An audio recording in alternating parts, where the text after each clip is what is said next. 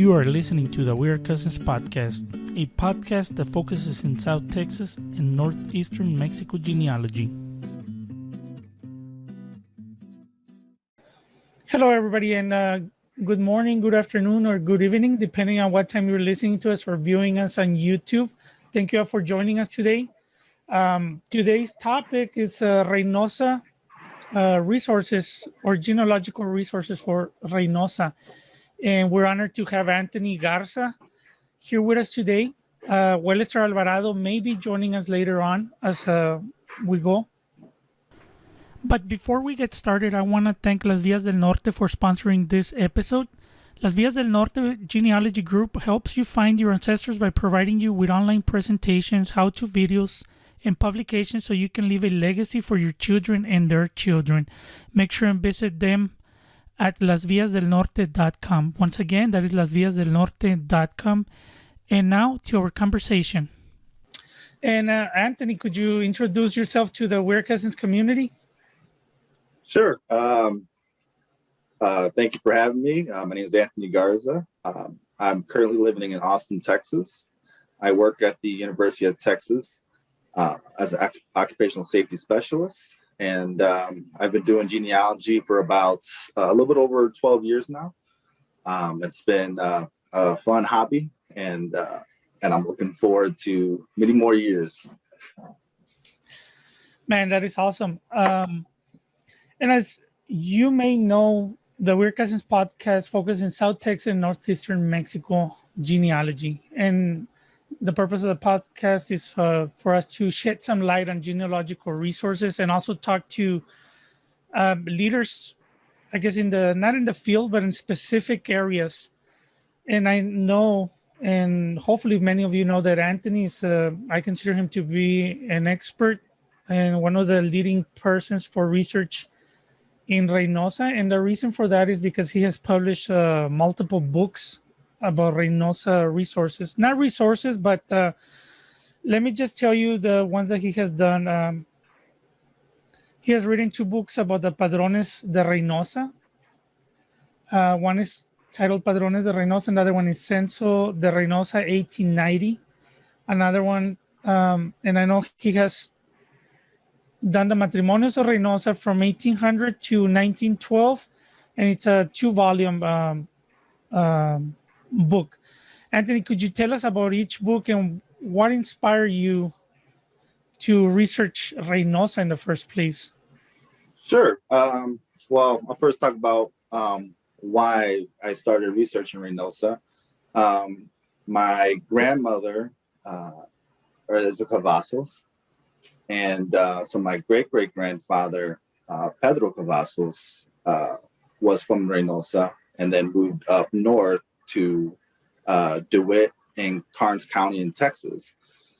So that kind of started my research in Reynosa, looking for records, family records. And, the first place, people usually start is with marriage records, right? Gives us a lot of information. And so the first book is the 2 volumes, is the Matrimonios de Reynosa. Covers the years 1791 and 1912. They're in 2 volumes. Volume 1 is the surnames starting with A through K, and the second one goes through L through Z. And so I consider this book a tertiary source. So back in the early 1900s, Frank Cushman Pierce actually indexed the marriage records from the church. And so it's a third source, right? So it's someone looking at the original, indexing it, and then I indexed his work.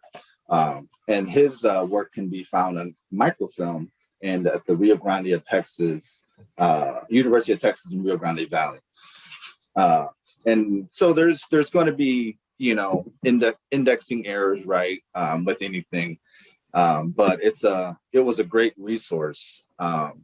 Unfortunately, it didn't give a lot more information, right, like age and where they're from. but it does list their parents, previous spouses, and that sort of information. So, and it just covers over 100 years, which is pretty remarkable to index back in the 1900s from Mr. Cushman. And then let's see, we'll talk about the Padrones de Reynosa book. So this one was kind of interesting. And the reason why, I was very interested in padrones or censuses is that it just gives you family information, right? It helps us look at, when our ancestor was born, where they lived, what they were doing, what type of occupation, social status. It gives us a lot of information just besides the regular records that we find, like birth, marriage, and death. And so the Padrones book has 3 different censuses, very early 1800 censuses. The first one is in 1828. This one listed the men of the town and their sons, if they were single, and their estate. So it lists their livestock, if they own land, and then also how much they paid their servants, livestock, those types of things.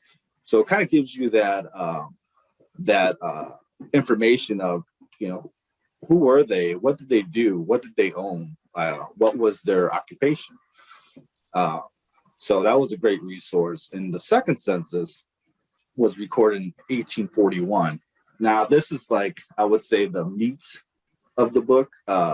It's a very big census, and it just gives you a lot of information. For example, it lists the full family, right? Father, mother, children. It also lists, if they had a previous spouse. It lists their name. It lists the servants working for them. So if they own land, they would have laborers, they would have vaqueros, they would list their vaqueros family. So you could find a lot of information in that census. And then the land they own, it'll tell you exactly where they had that land. If it was just, one labor of land, or if they own a whole portion, it would list that on the census. So, in 1841 it's a very unique year for censuses, right? On the United States side, we're looking at, the earliest is maybe 1850 in the valley, right? And so, some of our ancestors from Reynosa could be found on that census as well. But before that, 1841 gives you a pretty good middle year to look for your ancestors. And then the last census in that book is 1844. And this one it's a smaller census. It actually only covers a portion of the land called San Vicente de la Mesa. And that was actually a land grant that was given in, I believe, 1775 to my, fourth great grandfather, Vicente Trevino. It was actually a little bit closer to Matamoros. It wasn't included in the original porciones given out in 1767. But so that census covered those residents that lived on that area of land in Reynosa. And the pretty interesting part about this census is that it lists it by ranches and the owners of that ranch. So it would start with the owner of the ranch, and then the people living on that ranch, the workers. And it was just men, right? And it would tell you their age and their occupation. So you can kind of see and like piece together your family history, right? Of, they're working on this ranch, or they own this ranch, and they are living with these men. And you can kind of piece together, and most likely, those men and their family lived on that same ranch, and so on and so forth. So that book is a very helpful resource to kind of piece together your family history in Reynosa in the early 1800s. And then the fourth book is called The Censo de Reynosa. And that one is, you know, a later resource, right? It's between the years 1880 and 1900. And if you've done any research on the United States side in the Valley, you know that there is no 1890 census, right? It was destroyed, I believe, in a fire. And that's the whole United States. I think there's some states that are still available, but if you're looking for ancestors in the Reynosa, Hidalgo County area, it's a good place to start. And it's a pretty big census. I believe the book is about almost 400 pages, and it's split up into 18 sections of Reynosa. And it starts with, you know, the city, which is like the first, I believe 4 sections. And then it goes to all the different ranchos in the area, all along in the jurisdiction of Reynosa. So it's just a great resource to know where your family was living at the time. For example, I knew my family from baptism records and marriage records that they were living either on the Rancho de San Antonio de los Olmos, Charco Azul, and then also Rancho de Rosario.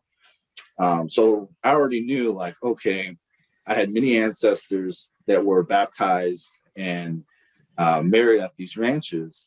So when I saw the census, I was like, let me see if that, you know, ranch was listed in the census. And sure enough, it was. And I went to that ranch, and there's my whole family listed on the census, and found more ancestors, more relatives that didn't know existed.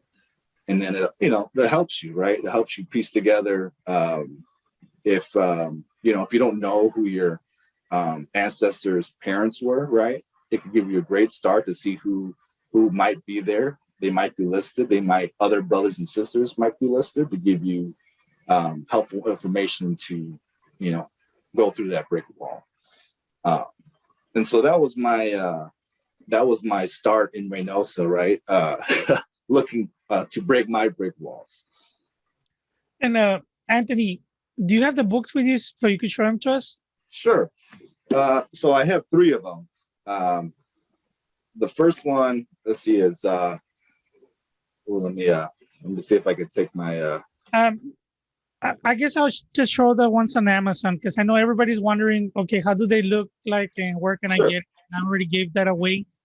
You're going to be able to find all of Anthony's books on Amazon. And I'm going to share my screen right now.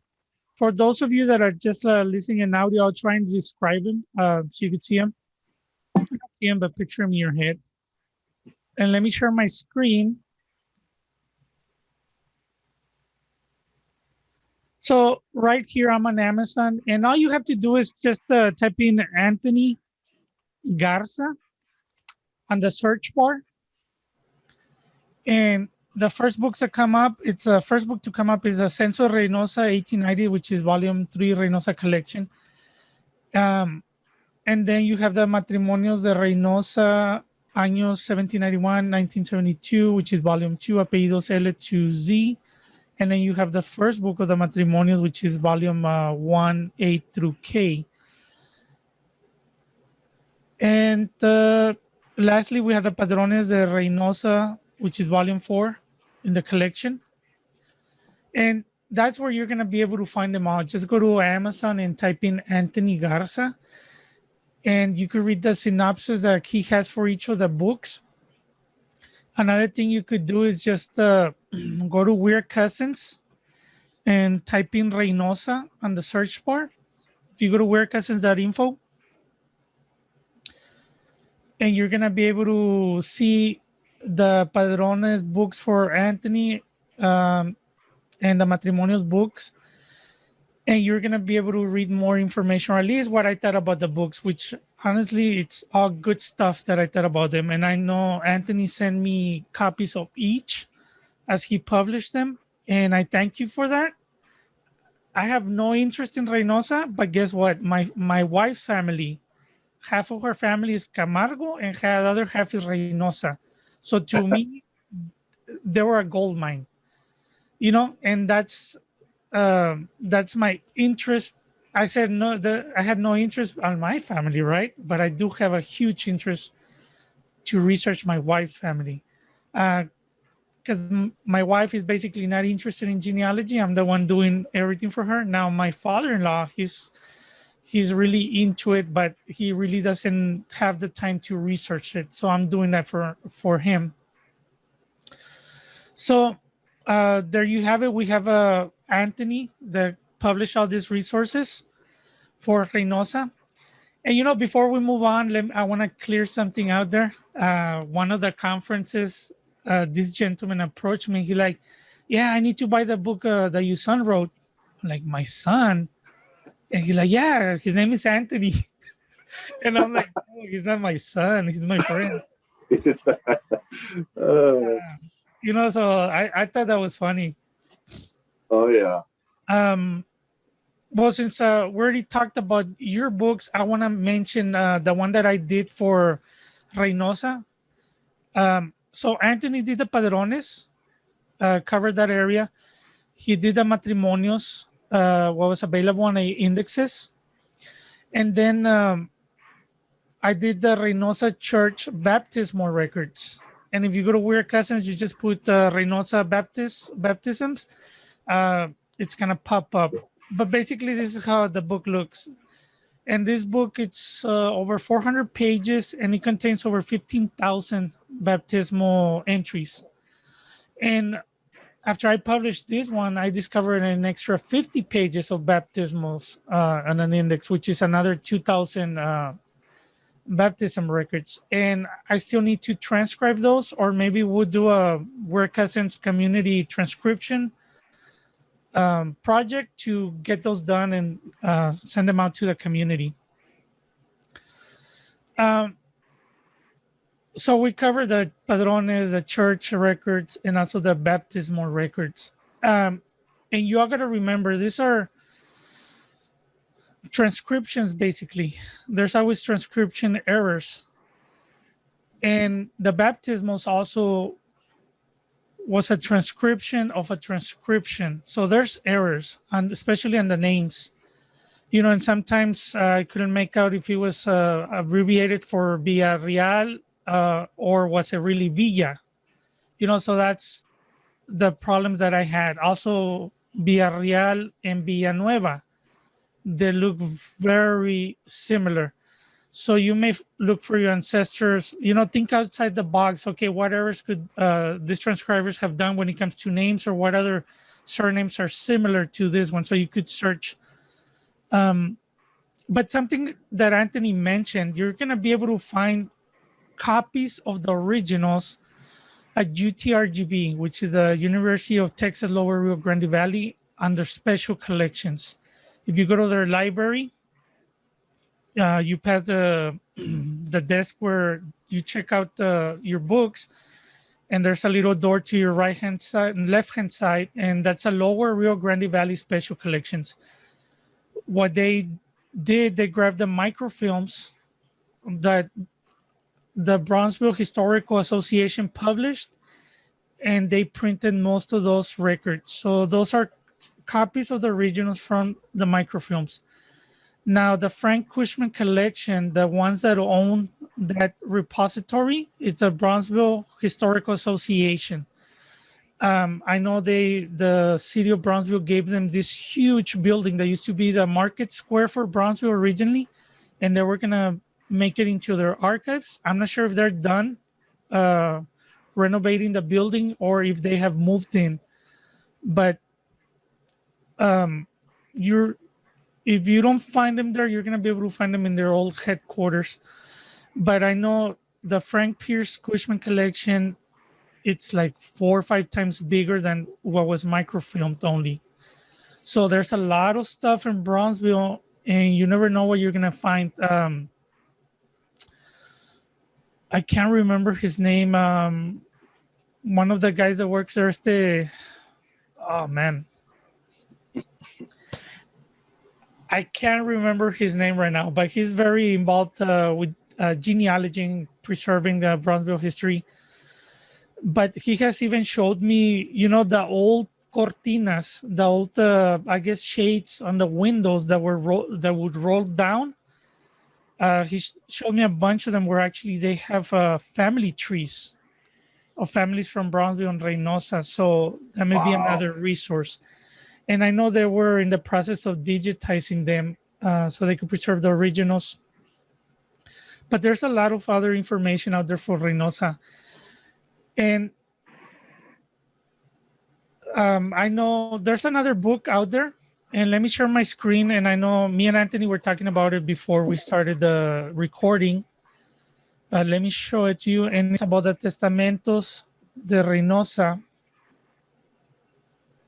And this is how it looks. It's titled Testamentos de Reynosa, Reynosa, Tamaulipas, Mexico. And it was created by, I want to say, Ophelia Olsen from the Rio Grande Valley Historical Genealogical Society. And if you go to their website, which is rgbhgs.org, once again, that's rgbhgs.org. And I'll have the link also on Weird Cousins when we publish the podcast. I haven't bought in this book. It's in my list of books to buy. I know Anthony has bought in it, and it has a cost of $50 plus $10 shipping and handling. But if anybody's interested, that's where you're gonna be able to get it online. And Anthony, what could you tell us about the book? Did you find it useful? Oh yeah, definitely useful.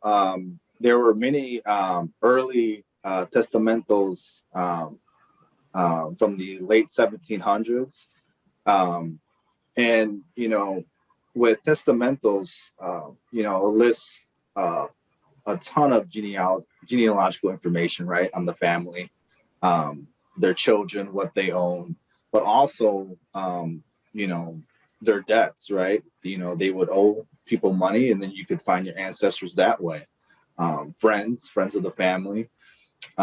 So it just listed numerous information, and then just gives you more of a snapshot of their lives previous to 1800. Because as you know, in Reynosa, there's very few records before 1800, and so it gives you a good outlook of your family before then, and when they lived and when they died. Because I haven't seen any death records before 1800 from Reynosa. So wills are very, very important when tracking your ancestors before then. And there's just something that I want to point out that actually Anthony made me aware. Anthony was telling me there's some testamentos out there that are not included in the book. So this is the disclaimer. If you don't find a testamento of your ancestor in the book, it doesn't mean that there's not one out there. It just means the author didn't find that particular testamento to be able to include it in the book. But I spoke to the author on one of the conferences, and she told me that she only did the ones that she was able to find on a certain location. So there's other testamentos out there, especially Camargo. If you go through the Testamento of Camargo, you're going to be able to find some for the people that were from Reynosa also. So that's another tip that you all should be looking for. Also, Matamoros. Reynosa is between Camargo and Matamoros. Matamoros may have testamentos of people that actually lived in Reynosa also. But Anthony, could you tell us about the testamento that you found that was not included in the book? Oh, sure. So one was Nicolas Zamora, and I know many of us descend from Nicolas Zamora. That was not included in the book, but there is a copy of his will. I believe I found it in University of Texas, Rio Grande Valley. If not there, it was in Corpus, but one of those places.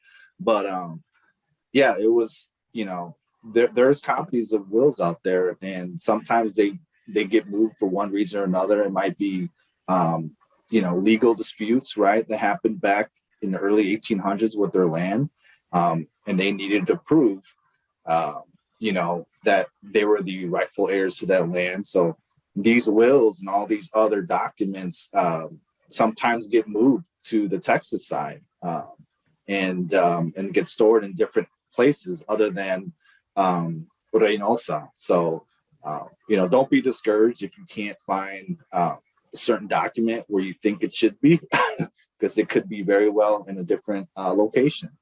So that's definitely one example. And another thing, I was talking to one of the employees that worked there at the archives in UTRGV, and she was telling me, "Oh yeah, we used to have the testamento of so and so here, but it was on loan from an individual from the community that actually had original testamentos from Camargo and Reynosa. How they came to own those testamentos, only God knows. But if those testamentos were taken out of the archives before anybody got to preserve them by put them into a book or digitizing them, then unless that owner returns them back to the university or donates them permanently, then we're going to be able to utilize them. But I'm pretty sure they used to make several copies, as Anthony was saying, one, I guess, to stay there and also for the family to have. So you never know where you're going to be able to find some of these testamentos. And I know there's a lot of records that are missing for Reynosa. Do you know anything about that, Anthony? From what I heard, what I heard in the early 1900s, when the whole Mexican Revolution was happening, one story I heard was that they were trying to protect the records, and they were actually taken by a priest from Reynosa and also Camargo, and taken up to San Antonio, and to help preserve them. So I know the Archdiocese of San Antonio does have some records. For example, I found one of my Cavazos ancestors' marriage dispensation from 1867 that was recorded in Reynosa in Brownsville, and the record was actually in San Antonio. So it's just it just goes to show you that we're living through history, right? I mean, wars, all these different things could affect where our records end up, and so that was just one story I heard, that to preserve the records that they were moved in the early 1900s. As for the marriage records, they were indexed early, and then from them, we really don't know where they're located. Do you have any insight on those marriage records, Moses? Prior to 1790, or? Yeah, prior to 1790. Well, let me show you something and show it to everybody. Let me share my screen again. And I'm going to show you everybody and talk about a book that I was telling Anthony about it. And I'll put the link on the bottom of the blog post that this podcast on the WeirDCousins.info website. And the name of the book is Guide to Materials for the History of the United States in the Principal Archives of Mexico. Just from the title, you would assume there's having nothing to do with Reynosa, but it does. And on page 449 of that book, as you guys could see here, let me see if I can make this bigger.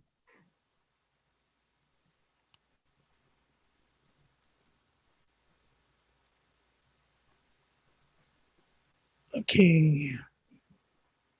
Let me go to the Reynosa. So page 449, it talks about and this book was written in 1913. So basically, this individual went to all the archives. I believe it was Bancroft, went through most of the archives in Mexico and recorded what was available. And it gives a description of the Villa of Reynosa, its jurisdiction with Matamoros, neighboring Matamoros, and it talks about the mission records. And it says there's a baptismal record book starting 1790 to 1816, and the later portion of the book is used for matrimoniales of persons of the villa. And then marriage records, one book, 1790 to 1816, is in bad shape, 12 used folios. And it mentions the principal tribes that are entering those two books are the Mulatos, Tejones, Pintos, Mayapames, Casas Chiquitas, and many more. So I highly recommend you look into this page. Also, records of the marriage records, apparently complete from 1790. Baptismal records apparently complete from 1800 to date, except for the period 1814, 1820. For these years, none were found. Burial records before 1850, only one book was found covering the years 1830 to 1845. And then diligencias de matrimonio in the Juzgado Eclesiástico de Villa, miscellaneous expedientes dating as far back as 1762. Now where are those? It will be great. Some for 1787 are entering the back of the book of Mission Baptismal Records. Remember I told you about, I saw those baptismal records at UTRGB. So maybe we should look there to see if they're still available there. Another thing, the baptismal records by 1913, from 1814 to 1820, they were already missing. But the thing is, it mentioned that they were more complete all the way to 1913. But from what we have available, there's gaps in the baptismals from 1820 to now that are also missing. They probably got lost after 1913. And then it goes Libros de Gobernación, miscellaneous and probably incomplete, records of superior orders of the governor, parish church, beginning as early as 1790 and extending to 1827. And it has more information, but not that many more information. The previous page on this book concerns Matamoros, and the following page concerns Camargo. But I wanted to point this out since, you asked before 1790. As early as 1913, somebody wrote that there were no records prior to 1790. Unfortunately, I have no idea. The best thing would be to look in the surrounding archives, maybe Matamoros or Camargo. But the problem for Camargo, as you may know also, there's a lot of records that are missing. We were fortunate that we have indexes, and that's where we have been able to get some genealogical information from.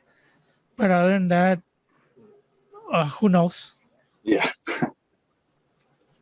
Yeah, and that's the thing. You have to look at it, like you said, different archives and find your ancestors. And because a lot of what Reynosa settlers, they went to Camargo sometimes, or lived from Camargo and went to Reynosa.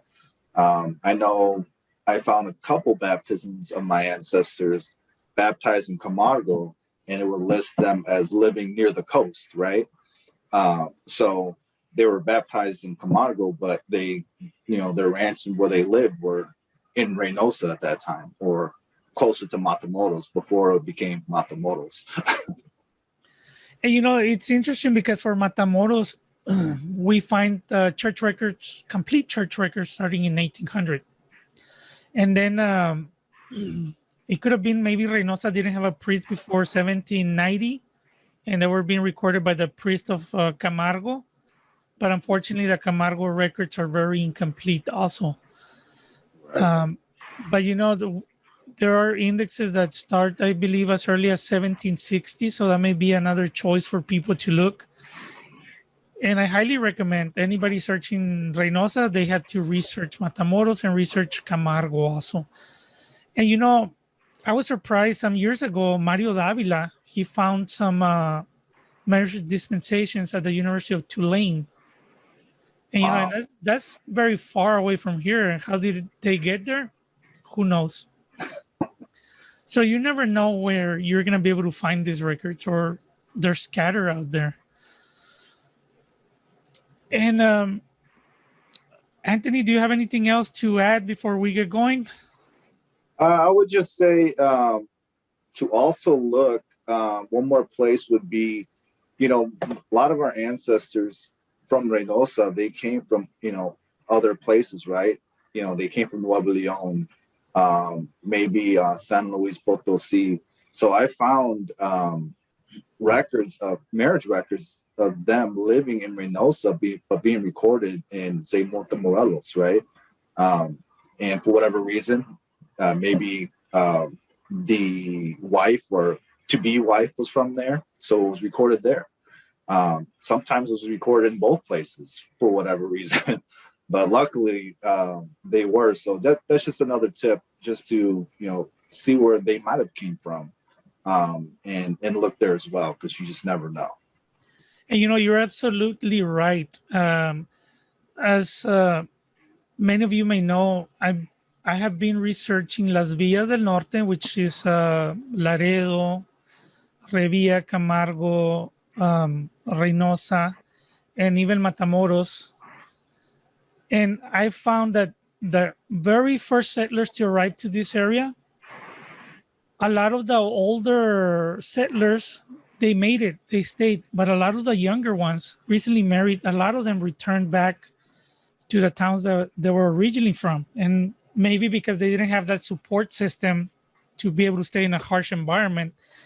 And I say harsh environment because you had the Indians to to deal with for your safety, and then also maybe that the knowledge wasn't there to help them raise children also. But the older couples that did end up staying in this area, a lot of their children went back to the towns that they were from, and they got married over there. Maybe because there was more availability of suitable partners, or maybe they went to a baile or a wedding somewhere over there and met a girl or met a guy. It could be something like that, because these families, they did kept going back and forth, so where they were from. And you'll find that some of the children didn't stay in the Via del Norte. They went back and made their own families where their parents were originally from. Hey, Wellister, thank you for joining us. We really missed you in the first part of this conversation with Anthony. Oh God, I really wanted to be there. And we're gonna be moving on. We're gonna be talking about the Mexican civil registration records, but for Reynosa. And I'm gonna show everybody how to access them through ancestry.com and also through familysearch.org. And another thing we're gonna be talking about, it's gonna be the Reynosa Facebook group. And let me share my screen. Okay, here's my screen. I'm on Ancestry and already logged in. This is my free account that I have with them. But to see what records are available on the civil registration for Mexico, and the civil registration covers only 1860 through the 1930s. It doesn't cover after the 1930s due to privacy laws in Mexico, where how here in the US we have privacy laws that protect you and I. Mexico has the same thing for their citizens. Okay. But I thought it was 50. I thought it was 50 years. Well, depends. The nacimientos is to 1930, and the matrimonios to 1950, and then the death record, for whatever reason, I've seen them as early as the 2002. But what's available on Ancestry, for sure, it's 1860 through 1930. Anything afterwards, it may be because they haven't microfilmed them, but the reason that originally they didn't microfilm them was because of the privacy laws of Mexico. Now, so you're on Ancestry, and this is what you're seeing here in the, I guess, your screen, if you're watching on YouTube, and if you're listening, I'll try and describe it. So you go to ancestry.com, log in, and then go to search, and then card catalog. And then all you have to do on the card catalog, type in on the title, type in Tamaulipas. because we know that Reynosa is located in Tamaulipas. And for keywords, just type in Mexico. And then you're going to get 5 collections pertaining to Tamaulipas. And you're going to see the marriage records, the birth records, and the death records. So if you want to see the birth records for Reynosa, you click on births. And then something I like to do, I like to enter under location, I like to enter the city. And you're going to get 2 options, Reynosa, Tamaulipas, Mexico, which is the city, or Reynosa, Tamaulipas, Mexico. And I usually do the one that's just Reynosa, Tamaulipas, Mexico, because more than likely it means a municipality. You're going to get hits for the whole municipality instead of just the town. Okay. And it's then good to know. Click and search. And according to this, there's a total of 286,000 matches. But for Reynosa, there's not that many civil registration births. As you go down and you browse through every single page, eventually this is going to change to other towns. But that's just how Ancestry is. So that's the civil registration record for Reynosa. And according for Tamaulipas, it says 1860 to 1948 that you're going to be able to find records. But as I've seen, there's some death records going all the way back to 2002. I'm sorry, as early as 2002. Wow. And you know what is there? Another thing I want to point out, and for everybody that's listening, some of the death records from the 1860s, 1870s, a lot of individuals were born in the 1700s, especially individuals that made it to their 60s, 70s, 80s, 90s. Right. That's, you got a good point there. Wow. So even though you're thinking, well, it only covers 1860, don't be thinking when it comes to death records, if they died in 1860, more than likely they got recorded, and you're going to find that they were born in the 1700s or early 1800s. That's very true. Wow. Good point. And now let's go to family search. And same thing for family search. All you have to do, just go to search, catalog. And this is something I like to do whenever I'm researching a new location. Just type in the name of the place, Reynosa. And it gives you suggestions, and just select it and then click search.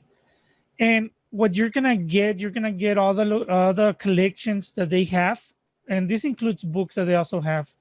All right. They have 2 about censuses, actually 3 about census records. Church records, they have 5. Civil registration, they have 2, and probate records, they have 1. But since we're talking about civil registration, actually, let me click on church records. All the church records they have is basically, they're not records, they're only books that have been indexed. And that's something for Reynosa. It's probably one of the few towns that Family Search has no church records for under online collections. And that's why me and Anthony were talking about the books and how important they are. And we also already mentioned to you where you're going to be able to find the existing records for those collections, for the church records. So now let's click on civil registration. And as you could see, it says Registros Civiles del Municipio de Reynosa, Tamaulipas, 1860 to 2001. And there's another collection that says Registros Civiles del Municipio de Rio Bravo, because I guess it was considered part of Reynosa, right. 1949 to 2001. So let's just click on Reynosa.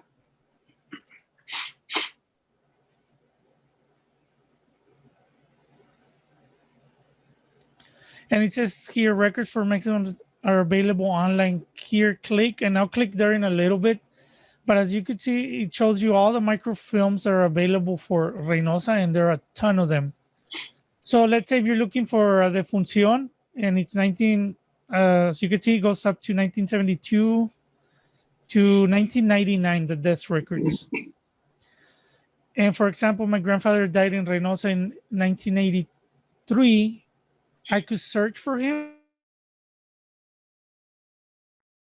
for them, or you could just view the online images. But for that, you're gonna have to log into Family Search.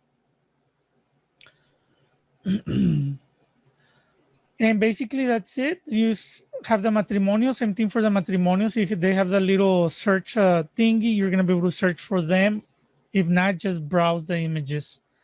And you're going to be able to find the nacimientos, matrimonios, and the funciones, which is the birth, marriages, and death records concerning the civil registration. And they contain a wealth of information. I highly recommend everybody, if you're looking for, let's say, your grandfather or great grandfather who might have been born around that time period, highly recommend, because you're going to find information about them. Oh, that's great. I assume that you can also, if there are documents or something like that, you can download them. Family Search, yes, you could download them. Also, on Ancestry.com, you're going to be able to download any documents that you find. That's really good to know. And that's concerning the civil registration. And now I want to tell you all about our Facebook group, and it's called Reynosa, Tamaulipas, Genealogy and History. And this group is managed by Anthony Garza. And so far we have 400 members.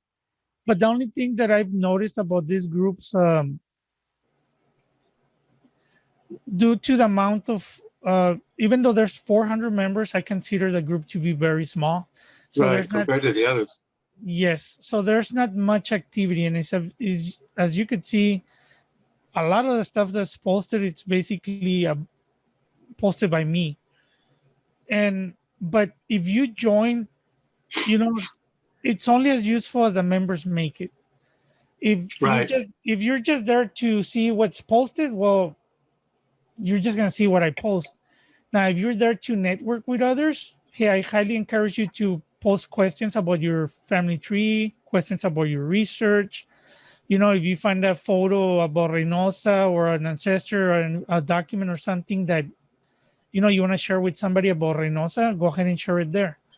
And I say it's only as useful as you make it, because it's true.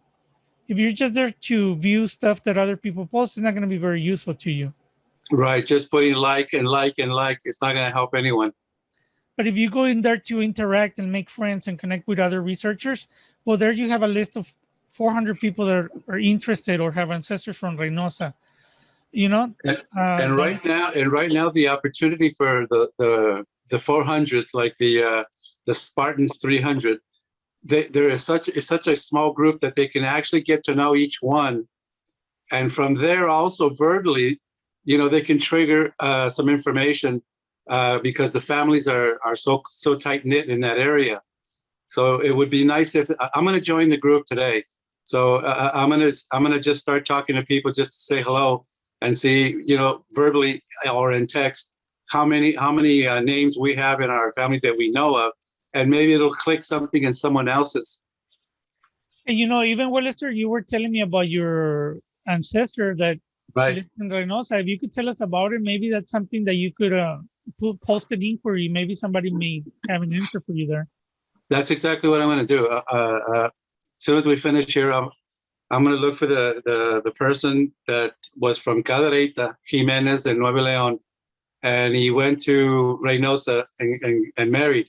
So see what happens there. Just throw it out in the air and see if anyone can remember the name of this person and his family, because they lived there till they died. So they left early. They were born roughly 1920, 1921, right around there. So it's in the ramification of the years that there's information. Yeah, and I highly recommend you do that. And something, I created groups not just for Reynosa, but for every single Las Villas del Norte town, which is Laredo, Reynosa, Camargo, Mier, Revilla, and even one for Matamoros.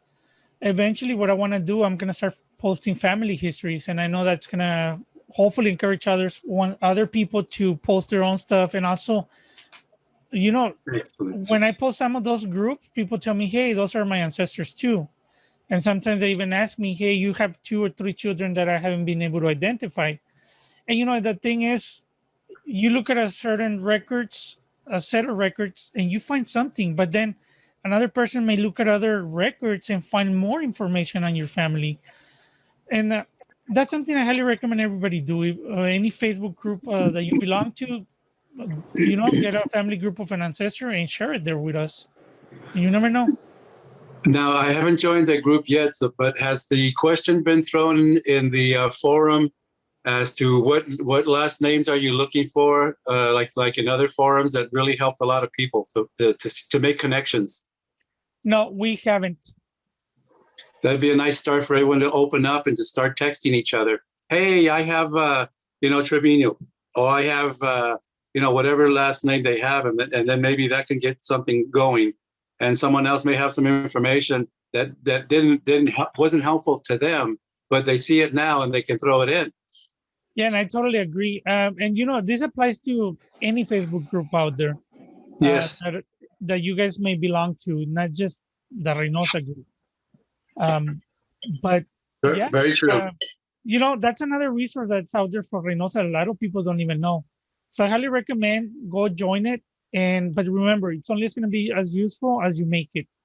And that's what I tell everybody about Las Vías del Norte. Like, it's only as useful as you make it. And that's very true. It's like when you buy an Ancestry membership. Yeah, I have the Ancestry membership, but I never used it. Exactly. I know lots of people like that. My cousin Audrey lives in the state of Washington, above Oregon, and she finally got into Las Villas, and because she always thought that I can find all the information. I have Ancestry, and I can do this. And then when I convinced her and she did it, she found so much information that helped me out. Oh God, that was great. And yes, you have Ancestry. Is it useful? Well, it depends if you use it or not.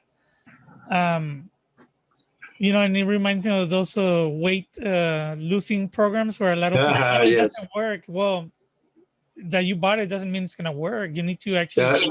Most people try it for 2-3 days, and when they don't see the instant results, they go, "It didn't work for me."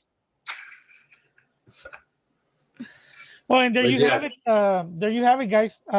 Make sure and check out all these resources that we have mentioned in this podcast episode. And thank you all. And just one last comment, just like Moises commented, these are tools. And if you don't use the hammer, the nail is it's always going to stay on the wall. You're never going to pound that sucker. So use your tools. These are tools that he's given you to use at your fingertips. Absolutely. Anyway, now that's my last 2 cents worth.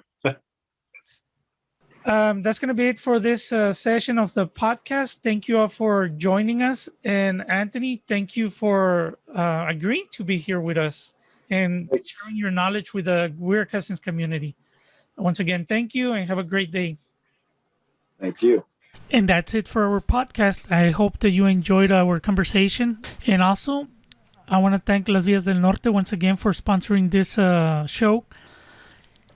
And encourage you to go visit Las Villas del Norte at lasvillasdelnorte.com. Remember, Las Villas del Norte provides the same benefits that a Genealogical Society does, but on a digital platform. They have newsletters, monthly video presentations, and a lot of other great stuff.